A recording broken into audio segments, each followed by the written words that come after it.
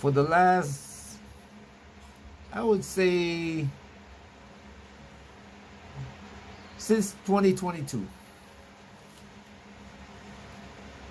the world has been looking for a new path. Because in 2022, they watched the leaders of the planet, the leader, no, small island to America, Canada, huge land, Brazil, all been looking to see what's going to happen going forward. Because one huge error was made in 2022. The US decided that they wanted to seize Russian assets. And while the world was, standing on the fence prior to that, even though Russia had explained thoroughly, hey, look, this is existential threat to us. This Ukraine NATO thing threatens the Russian Republic's existence. We have to act. We know that you intend to destroy our republic. And if we don't act, that's what's going to happen. And still some people were sitting on the fence. Only after Russian assets were seized did everyone begin to say, uh-oh, we're next. And slowly they began to set forth plans for what you seen at the SCO summit this week, last week.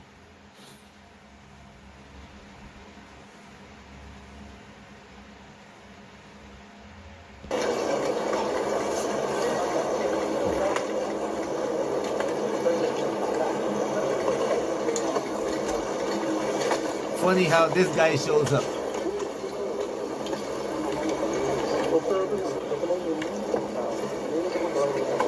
But not Trump. Not von der Leyen.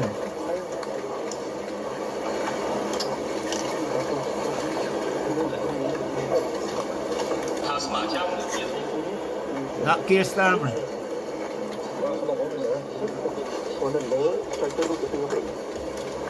Not the French president.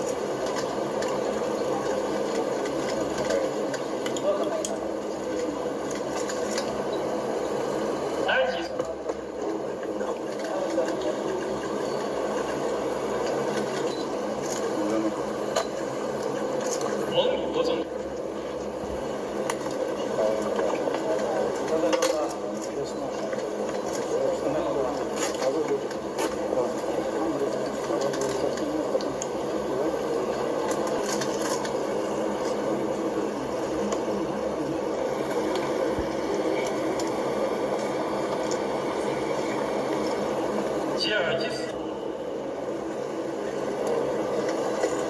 晚上好。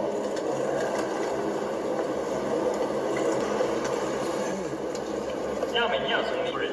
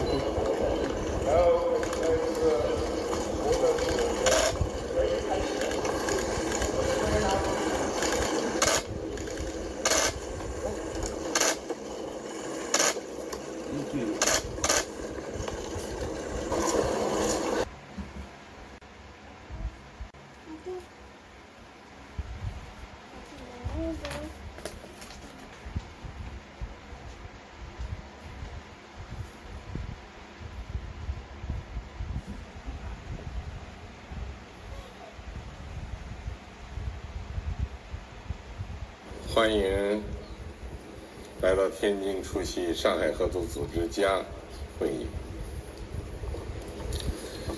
今天凌晨阿富汗发生地震，造成重大人员伤亡和财产损失。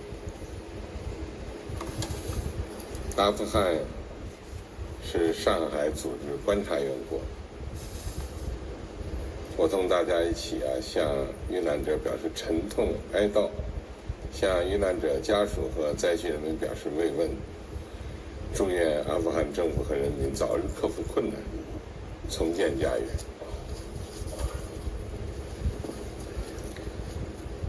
今天会议的议题是践行多边主义，维护地区安全，促进可持续发展。相信在我们共同努力下，会议一定会取得圆满成功，为上海合作组织实现更大发展，为本地区乃至世界和平稳定发展繁荣贡献力量。下面我首先代表中方发言。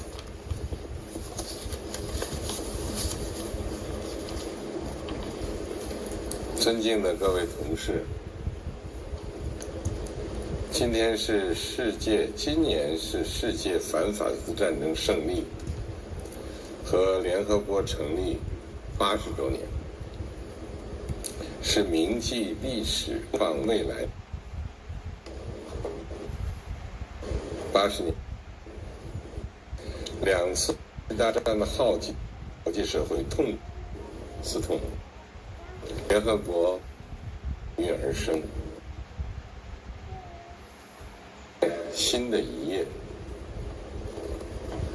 80年后，和平、发展、合作、共赢的时代潮流没有变，但冷战思维、霸权主义、保护主义阴霾不散。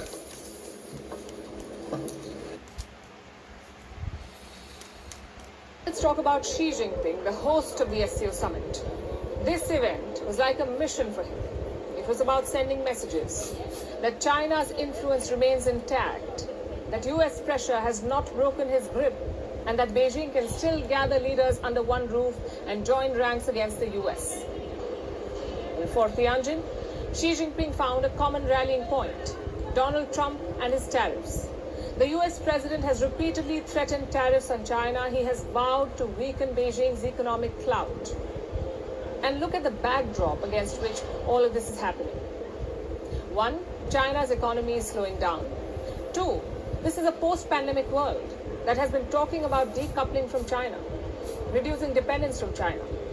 So for Xi Jinping, this summit was an opportunity to show that decoupling is a thing of the past, that today's China is attracting partners.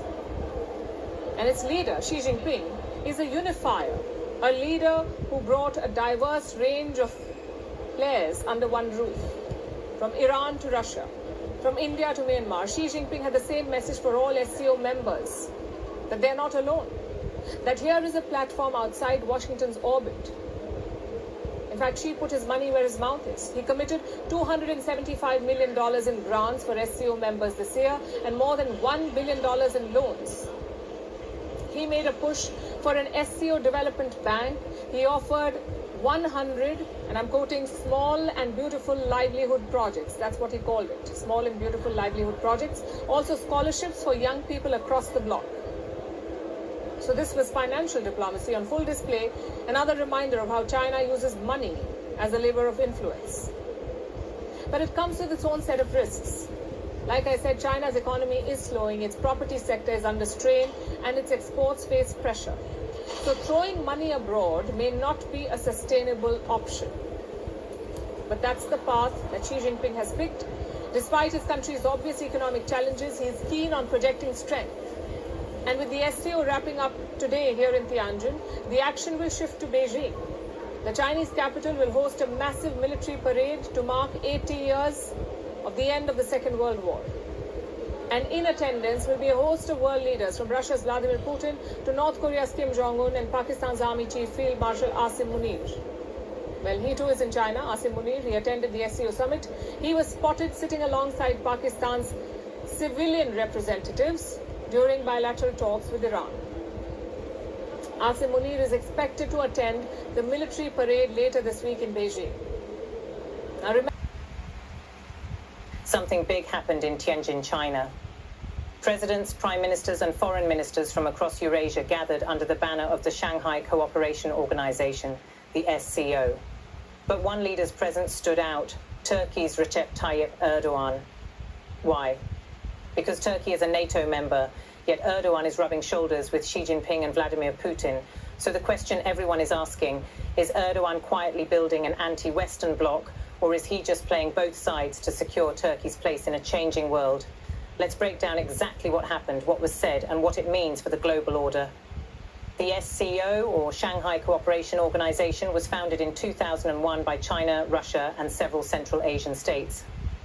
Over the years, it has expanded to include India, Pakistan, and Iran. And now, with dozens of other nations attending as dialogue partners or observers, the SCO represents a massive bloc, covering nearly half the world's population and a significant share of its GDP. But here's the key point. The SCO is increasingly positioning itself as a counterweight to Western alliances like NATO and the G7. At the 2025 summit in Tianjin, Chinese President Xi Jinping openly criticized what he called bullying countries, a thinly veiled reference to the United States and its allies. He called on members to reject Cold War mentality and support multipolarity, a world where power isn't concentrated in Washington or Brussels, but distributed among many regional players. To back this up, Xi introduced a new idea, the Global Governance Initiative.